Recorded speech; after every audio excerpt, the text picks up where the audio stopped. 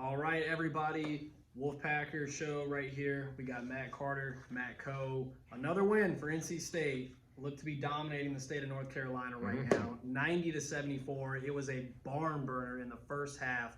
Whole lot of fun basketball. Maybe not so much for the coaches, but for the fans and the stadiums. It was a great time.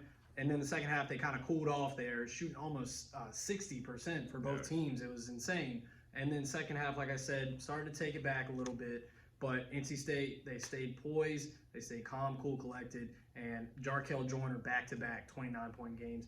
He is having one hell of a turnaround after struggling early in February. Matt, what's your initial thoughts? Yeah, this was just a game of all due respect to Wake Forest. I love Steve Forbes, very entertaining post-game show, which we'll hopefully be able to get up onto the YouTube channel for you to check out. He holds court. The ACC needs a lot more coaches like Steve Forbes to kind of go to bat for the ACC, and really step up to the plate. And I thought Steve Forbes made a good point. It can't be him. He hasn't accomplished anything at the ACC. It can't be Mike Young. But all due respect to Steve Forbes, all due respect to Wake Forest. NC State's just a better basketball team, folks. I mean, it's just really simple. I mean, this game came down to Wake Forest delivered the absolute best punch in the first half. And it wasn't good. I mean, at one point, they were like 11 for 12 from the field and 4 or 5 from three-point range. When you get off to a start like that, you should be up 10 points at least. And they were up by like 2. Yep. No, it was amazing to watch how, like you said, 11 for 12. They finished the first half 6 for 14, I believe it was. And that goes credit to both not Jack Clark, but we'll get into him because we do have an update about him. But DJ Burns, Jarkel Joyner, the fact that Terquavion only played 7 minutes due to foul trouble in the first half, and you still found yourself up by 6 and crossed the 50-point mark. So it wasn't like this team got hot, then cooled off. No, they stayed consistently hot in that first half, and that was a big deal. Let's rewind it back to Jack Clark. Took a scary fall. I was worried that he had hit his head really hard. Turns out it's a shoulder injury. He did make it back onto the NC State bench, did not come back into the game, wasn't present in the locker room. Keats doesn't have any updates right now.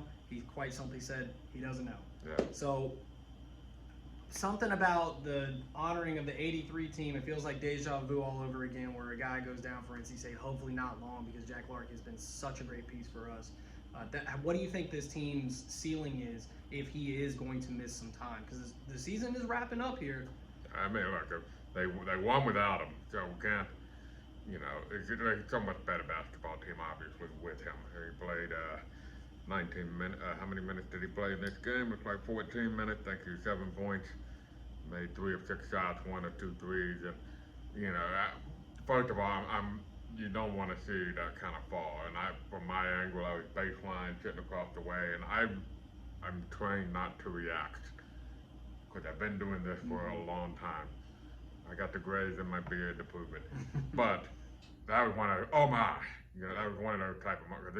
I don't know if you get an appreciation up top or on TV, but I can tell you sitting courtside, that was probably the biggest fall I had ever seen. And it was just a full-fledged 10-foot drop right on his shoulder. And his legs came up from underneath him, so all the weight of his body falling 10 feet on that shoulder. Look, they won games without him. I forget the win-loss record without him, but they played the whole month of January and only lost once, and that was that foul fest in Chapel Hill where UNC got to shoot 39 free throws. So, and they beat good teams without him. They beat Duke, they beat Miami without Jack Clark. So you're talking about 2 of the best teams in the ACC. So, I'm not going to be doomsday scenario about it. We'll see what happened. He did come back to the bench. That's usually not the case when you have a very serious injury. They don't usually come back to the bench. And which you mentioned, Wake Forest, by the way, also suffered a very significant injury with Damari Monsanto right at the end of the first half. And I have no doubt that probably influenced how the game played in the second half. And that one does look potentially scary. He did not return back to the bench. And there was no support on the shoulder. That's what I wanted to say quickly. He did have his arm in a sling, but you saw no structural. And that could just be precautionary. Just want to play it safe. And I do want to come to the defense of Wake Forest. I forget who it was. I want to say it was Carr that was under the basket. Yeah. Didn't touch him.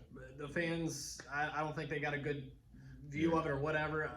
Whenever that type of play happens, as a fan in the stands, you immediately think, oh, it's a dirty play, and it was not. I just want to clear that up. Just lost his grip on the rim. Yeah. He was swinging on the rim. And wasn't even touched. Yeah, so I do want to clear that up for him. But, so NC State, they improved to 22 wins. Really great stuff. Now you got to play last home game of the season against Clemson. It didn't look pretty the first time. No, that was one of the few ACC games. I thought Clemson and Virginia are the only two ACC games this year that NC State just didn't perform. Yeah. The only two games that we can confidently say that they just really didn't have a real shot in that one. Just from get-go start. For whatever reason, the other team had NC State's number that day, and unfortunately for NC State, there's no payback for Virginia. I think this game's important because then you can say nobody swept you. You're this close, folks. You're this close to the NCAA tournament being just a wrap, and you're talking about seeding. You beat Clemson.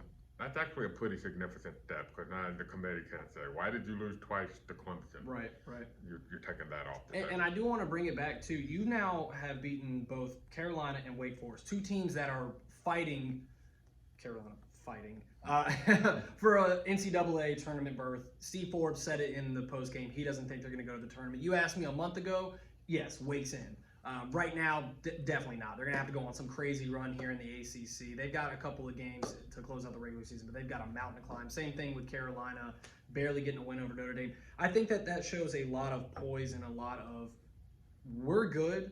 We know we're good. We know we're better than you. Let's go out and prove it. Good teams beat the teams that they're supposed to beat.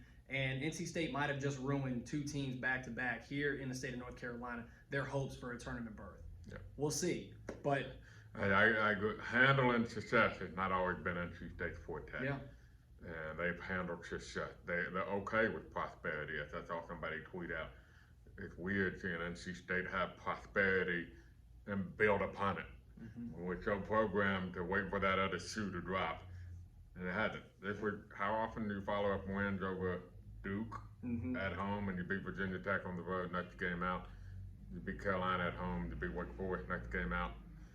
I'm going to tell you something that's going to get everybody pissed off at me now to wrap up my thoughts. There we go. And there was some spice. Yeah. You might want North Carolina to win.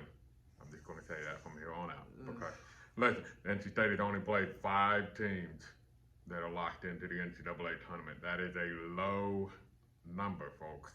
And yes, they're in the tournament. They probably will be in the tournament. But it would sure help if you got some more teams from your schedule into the NCAA tournament, and that you can also say, we beat them. And, God bless Furman, but they're looking less and less impressive. Baylor won their Southern Conference game today. I'm starting to think UNC Greensboro probably the favorite there. Looking good. Yeah, Dayton maybe can go on a run. They'll be one of the favorites in the A-10, but that's a one-bid league. Yeah, so. and I want to add on that, as we wrap this up, Forbes did mention that he just doesn't understand the net, much like everybody else in the college basketball world. I can explain it, but we need a longer part.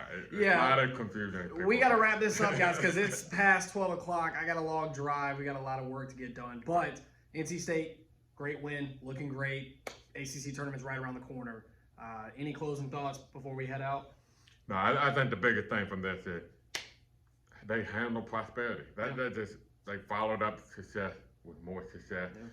Senior Day Saturday, this would be Jarkel Joyner's had such a huge impact on NC State. His last game for sure. It may be the last game for DJ Burns. It may be the last game for Taquavion Smith. There's still tickets available, by the way.